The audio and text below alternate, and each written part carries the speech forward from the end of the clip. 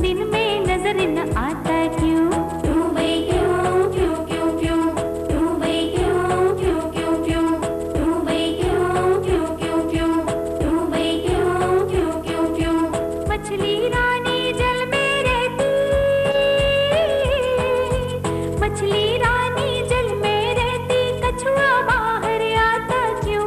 पंछी सारे नभ में उड़ते, शुतुरमुर्ग रह जाता क्यों?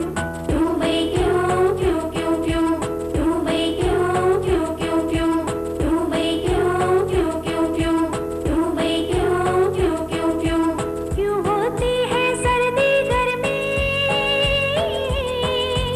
क्यों होती है सर्दी गर्मी? पतझड़ मौसम आता क्यों? फल और फूल समय पर खिलते, बादल जल बरसाता क्यों? क्यों भाई क्यों क्यों क्यों क्यों? क्यों भाई क्यों क्यों क्यों क्यों? मिट्टू मिट्टू मिट्टू मिट्टू मिट्टू मिट्टू मिट्टू मिट्टू।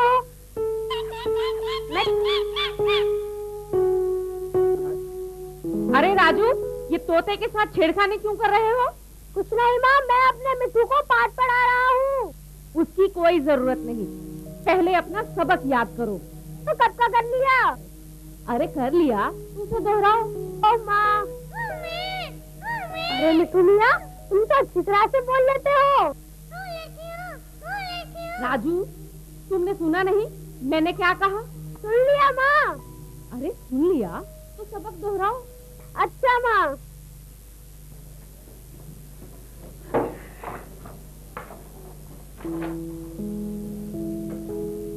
माँ, अगर मैंने सबक दोहरा लिया तो क्या तुम मुझे चिड़ियाघर जाने दोगी? बिल्कुल नहीं। जब से चिड़ियाघर के पास घर क्या लिया है, सारा दिन वही चक्कर लगाते रहते हैं। माँ। कहा ना नहीं? माँ। एक बार मना कर दिया ना? माँ। अच्छा बाबा, चले जाओ, लेकिन पहले सबक तो याद करो। अरे मेरी नकल क्यों उतार रहे हैं? मैं नहीं, वो मेरा मिट्टू है माँ। मिट्टू है मैं, मिट्टू है मैं, मिट्टू है मैं। नटखट कहीं का।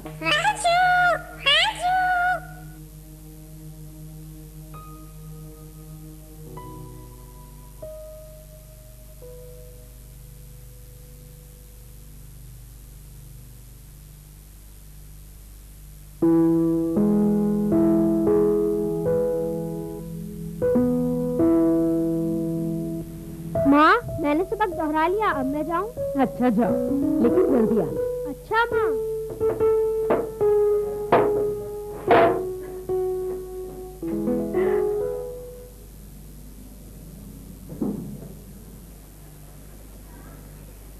तो मिट्टू मियाँ, तुम भी मेरे साथ चलना चाहते हो? चलो आओ चले।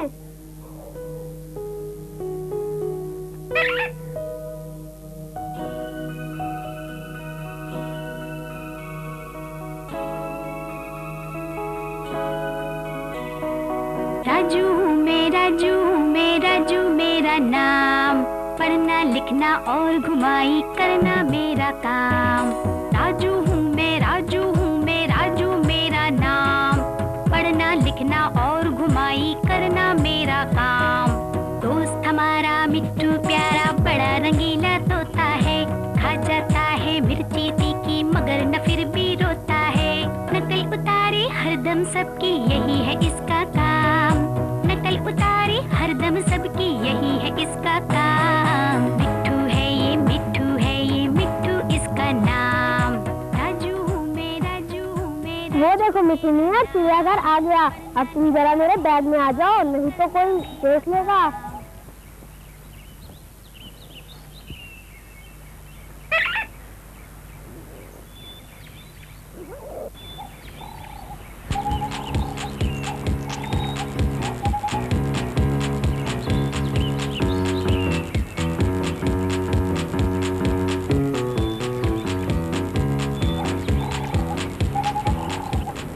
अंकल, एक टिकट देना प्लीज।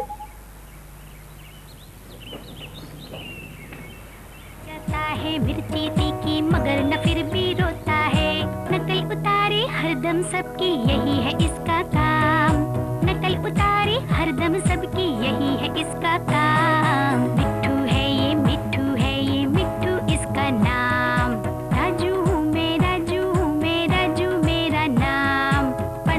लिखना और घुमाई करना मेरा काम।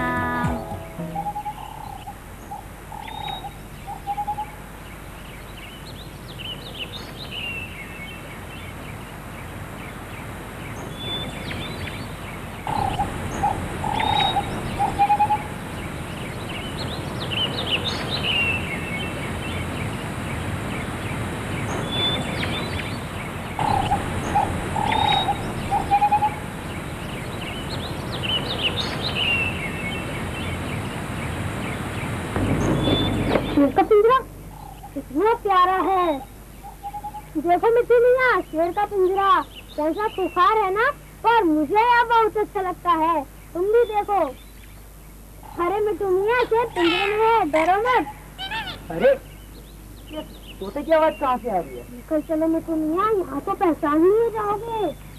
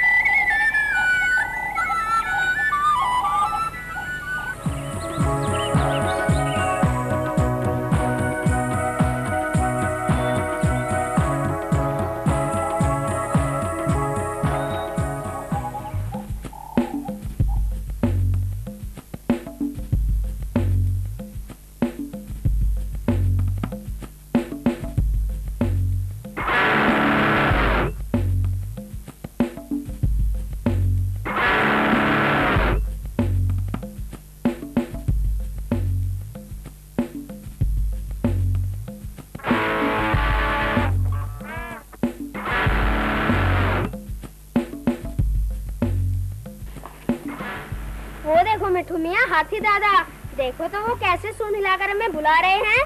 लो तुम भी देखो।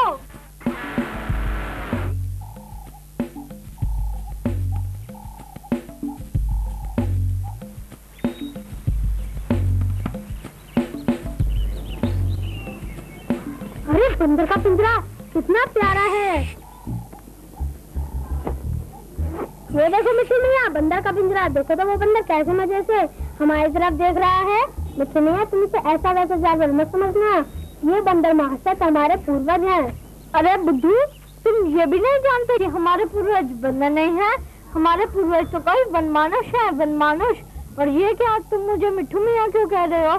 मेरा नाम इरफान है, इरफान मियाँ। इरफान, क्या तुम भी चिड़ियाघर में घूमने आए हो? राजू, मैं तो तब्बू जी से मिलने आया हूँ। तब्बू जी? ये क्या किसी वनमानुष का नाम है? अरे तुम तब्बू जी को नहीं जानते? वे एक वैज्ञानिक हैं, जानवरों कीट पतंगों की आदतों के बारे में खोजबीन करते रहते हैं। वे आजकल यहाँ आए हुए हैं। उन्होंने ही तो मुझे बताया है कि इंसान का पूर्वज कोई वनमानुष है। मगर इरफान मियाँ, वनमानुष भी तो बंदर जैसा ही दिखाई देता है। एक जैसी शक्ल, सूरत और शारीरिक बनावट के कारण ही हमें ऐसा लगता है। जानते हो, तब्बू जी ने मुझे बताया है कि बंदर, वनमानुष और इंसान सभी एक जैसे लगने वाले प्राणियों को हम प्राइमेट्स वर्ग के प्राणी बोलते हैं। प्राइमेट्स वर्ग? हाँ, प्राइमेट्स वर्ग के प्राणी। इसे अच्छी तरह से याद कर लो। प्राइमेट्स वर्ग, प्राइमेट्स वर्ग। राजू, क्या तुम तोते की आवाज में बोल लेते हो? किसी को बताना मत। मेरे पास मेरा तोता है मिठू, वही बोलता है। ये देखो। अच्छा, पर तुम इसे यहाँ क्यों ले आए? ये मेरे साथ रहना पसंद करता है। तब्बू जी तुम्हारे मिठू मियाँ से मिलकर बहुत खुश होंगे। तो क्या मैं भी तुम्हारे साथ चल सकता हूँ? क्यों नहीं, आओ चले।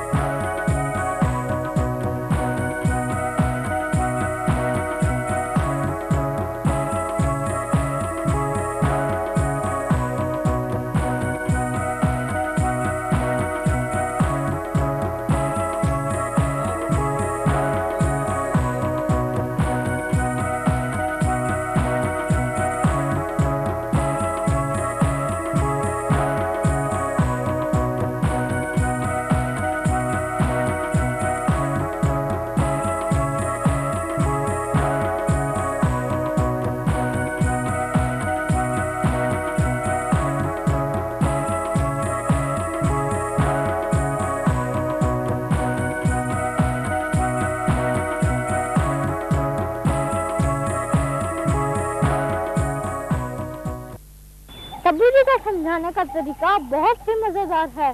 कभी कहानी सुनाएंगे, कभी पहेलियाँ बूझेंगे और कभी गा कर समझाएंगे। हैं? हाँ, पर एक बात है, उन्हें किसी का नाम बहुत मुश्किल से याद होता है। मेरा नाम तो वह हमेशा भूल जाते हैं। हैं? हाँ, यही होंगे तब्बू जी। आज चल के देखते हैं। रोज यही तो होते हैं तब्बू जी। आज कहाँ गए? कुदरत से है रिश्ता अपना, कुदरत से है रिश्ता, धरती से पेड़ों पौधों झरनों से अपना रिश्ता। कुदरत से है रिश्ता अपना, कुदरत से है रिश्ता, धरती से पेड़ों पौधों झरनों से अपना रिश्ता। चूहे से भी रिश्ता अपना, हाथी से भी रिश्ता, बंदर वन मनुष्य और गिलहरी से है रिश्ता। चूहे से भी रिश्ता अपना, हाथी से भी रिश्ता, बंदर वन मनुष्य और गिलहरी से है रिश्ता।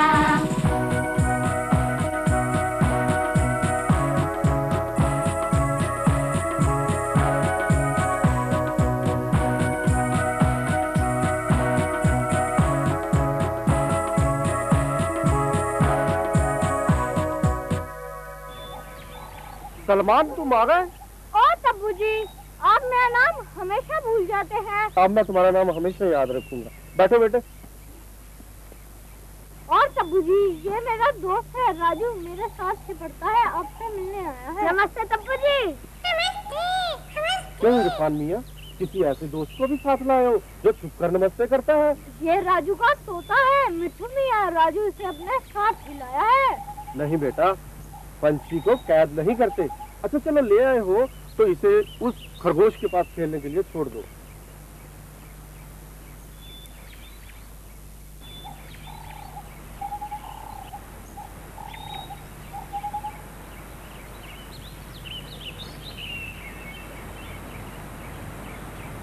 तब्बू जी, मैंने राजू को ये बताया है कि बंदर, लंगूर, चिंपैंजी, गोरिल्ला और इंसान सभी एक जैसे लगने वाले प्राणियों को हम प्राइमेट वर्ग के प्राणी कहते हैं। मगर तब्बू जी, इरफान कह रहा था कि इंसान का पूर्वज कोई बंदर नहीं है।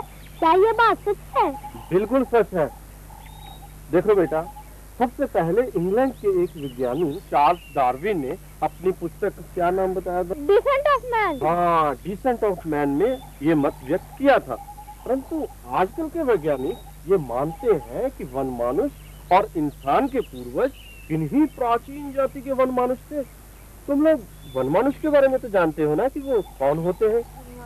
चिंपैंजी, गोरिल्ला, ओरंगुटान जैसे घने जंगलों में पेड़ों पर रहने वाले बंदर और आदमी जैसे दिखने वाले जानवरों को वन मनुष्य कहते हैं। हाँ, ऐसा समझा जाता है कि लगभग 6 करोड़ वर्ष पहले हमारे पूर्वज और वन मनुष्य जंगलों में रहा करते थे। उस समय इनकी 2 शाखाएं हो गई। एक शाखा में पूंछ वाले बंदर, लंगूर जैसे प्राणी थे। दूसरी शाखा में बिना पूंछ वाले बड़े आकार के वन मनुष्य और हमारे पूर्वज शामिल थे। इंसान के पूर्वज उन वन मनुष्य को हम किस नाम से पुकारते हैं तब्बू जी? सुनो, तुम ध्यान से सुनो। पेड़ों पर था घर जिसका और लगता था वह दानव, पूंछ बिना के उस जंतु को कहते आदि मानव। अरे बच्चों, तुम भी तो गाओ। पेड़ों पर था घर जिसका और लगता था वे दानव, पेड़ों पर था घर जिसका और लगता था वे दानव, पूंछ बिना के उस जंतु को कहते आदि मानव, पूंछ बिना के उस जंतु को कहते आदि मानव। हाँ, आदि मानव, आदि मानव, आदि मानव।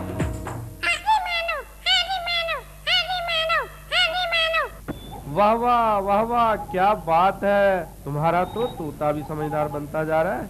क्या नाम है तुम्हारा? बोल के तो जरा बताना। मिठू। हाँ, मिठू।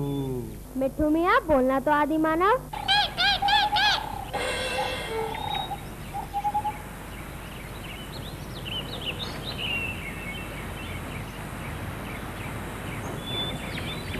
अच्छा तब्बू जी, अभी आपने बताया कि 6 करोड़ बरस पहले वन मनुष्य और हमारे पूर्वज आदि मानव पेड़ों पर रहा करते थे।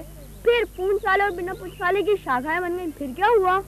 लगभग 2.5 करोड़ वर्ष पहले मानव वाली शाखा बिल्कुल अलग हो गई। आजकल ऐसे कोई जीव नहीं पाए जाते जो 2.5 करोड़ वर्ष पहले के उन प्राणियों के प्रतीक हो। क्योंकि इन 2.5 करोड़ वर्षों में मानव, बंदर, वन मानुष, इन सबका रूप ही बदल गया है। पर तब्बू जी, हमें ये बात कैसे पता चलती है कि 2.5 करोड़ बरस पहले का हमारा पूर्वज कैसा था? हमें धरती से अलग अलग जगह से जीवाश्म मिलते हैं। जीवाश्म? किसी पेड़ पौधे या किसी प्राणी का कोई अवशेष जब हमें कोई मिलता है तो उसे जीवाश्म कहते हैं। जीवाश्म को अंग्रेजी में फॉसिल भी कहते हैं। क्या कहते हैं? अरे मिठू मियाँ, इसे अच्छी तरह से याद कर लो। जीवाश्म को हम फॉसिल कहते हैं। फॉसिल। आजकल ऐसी कई वैज्ञानिक विधियां हम जानते हैं जिससे फॉसिल की उम्र का पता लगा सकते हैं, लेकिन बच्चों, हमें आज तक उस समय के प्राइमेट्स वर्ग के प्राणी का कोई पूरा फॉसिल नहीं मिला है। किसी की कोई एक हड्डी मिली है या किसी का कोई दूसरा अस्थि पंजर मिला है। तब तो तब्बू जी, सवाल ये उठता है कि एक हड्डी या अस्थि पंजर को देखकर ये कैसे पता चलेगा कि ये किसी मनुष्य के शरीर की हड्डी है या किसी बंदर की? सवाल तुम्हारा बिल्कुल ठीक है गुड़िया। इसके लिए हमें मानव और वन मानुष के शरीर की रचना में अंतर देखना होगा। क्या तुम बता सकते हो एक वन मानुष और इंसान की शारीरिक रचना में क्या अंतर है?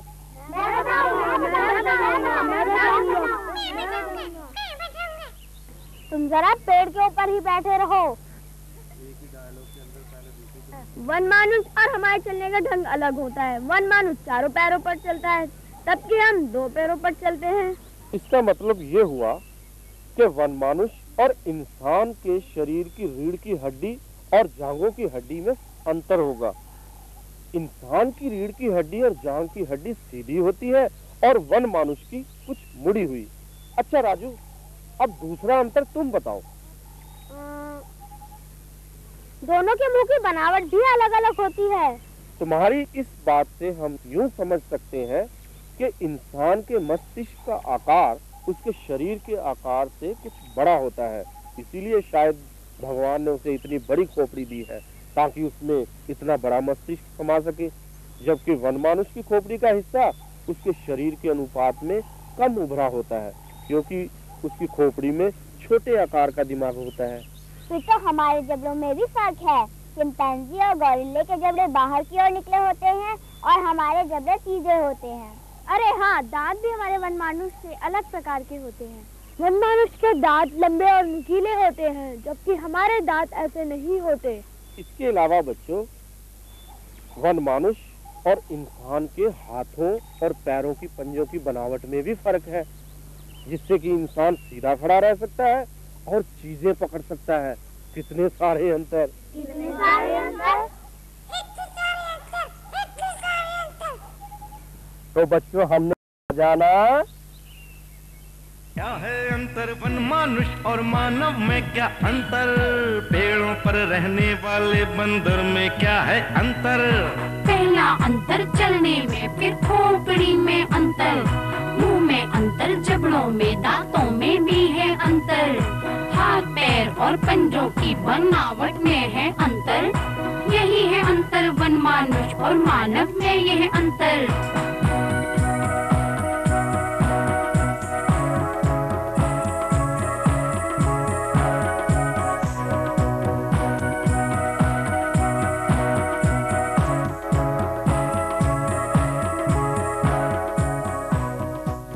तब्बू जी, उस युग में हमारा पूर्वज कहाँ रहता होगा, कैसे रहता होगा, क्या खाता होगा और कैसे जीता होगा? देखो बेटा, सृष्टि के विकास क्रम से ये अंदाजा लगा सकते हैं कि हमारा पूर्वज पेड़ों की शाखाओं में रहता होगा। ये अंदाजा कैसे लगा सकते हैं तब्बू जी? जो फॉसिल हमें उस समय के मिले हैं, उनकी खोजबीन करने पर पता चलता है कि वो ऐसे प्राणियों के फॉसिल हैं जिनकी हड्डियों की बनावट पेड़ों पर रहने के अनुकूल है। अब हम एक खेल खेले। कौन सा? पेड़ पर चढ़ने का। क्या आप भी पेड़ पर चढ़ेंगे हमारे साथ? हाँ, क्यों नहीं। तो करें शुरू। हो जाओ शुरू। 1 2 3।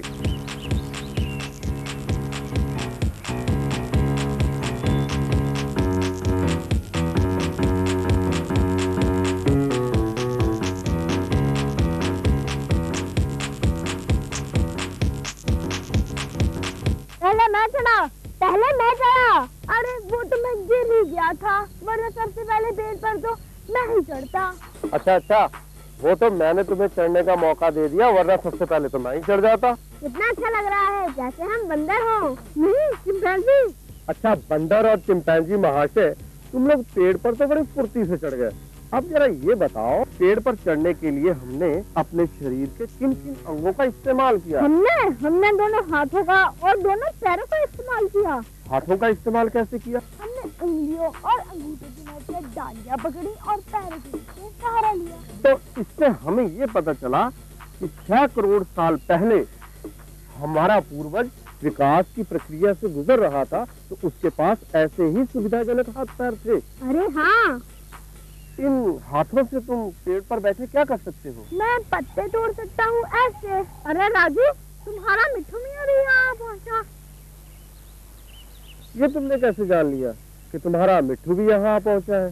क्यों, देख कर। इससे तुम्हें ये बात समझ में आई कि पेड़ पर रहने के लिए आंखें भी तेज होनी चाहिए और उनमें चारों तरफ देखने की ताकत भी होनी चाहिए। अरे हाँ, इसका मतलब ये हुआ तब्बू जी, हमारे पूर्वज महाशय की आंखें भी तेज थी। तेज ही नहीं, उनमें चारों तरफ घुमाकर देखने की ताकत भी थी और एक चीज का दूसरी चीज में भेद भी कर सकती थी। तो क्या ये रंग भेद कोई जानवर ही कर सकते हैं? हाँ, कोई ही, क्योंकि जानवरों की आंखों की पुतली में काले और सफेद रंग के ही चित्र बनते हैं। तब तो ये हमारे पास कुदरत की सबसे बड़ी भेंट हो गई तब्बू जी। हाँ, रंगों का भेद करने की क्षमता इंसान के हाथ में रही।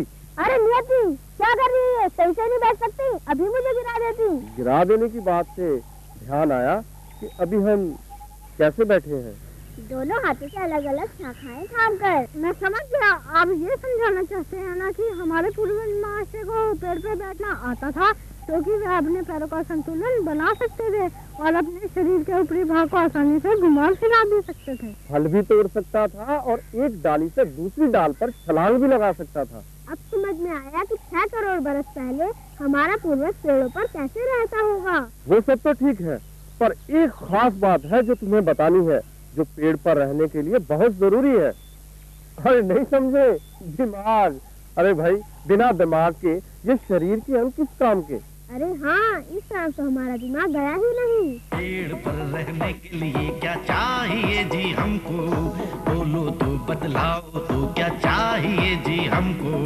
पेड़ पर रहने के लिए क्या चाहिए जी हमको, धुआं की 2 हाथ पैर हैं चाहिए जी हमको।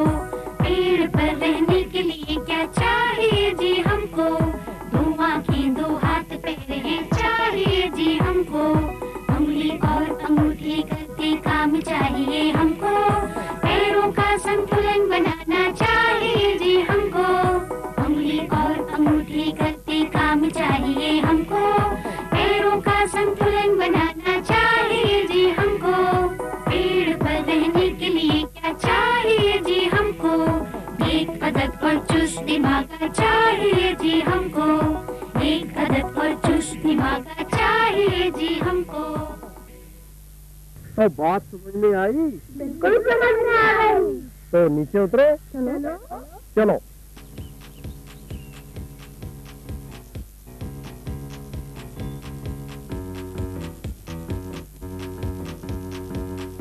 तो बच्चों, कैसा लगा? बहुत अच्छा था।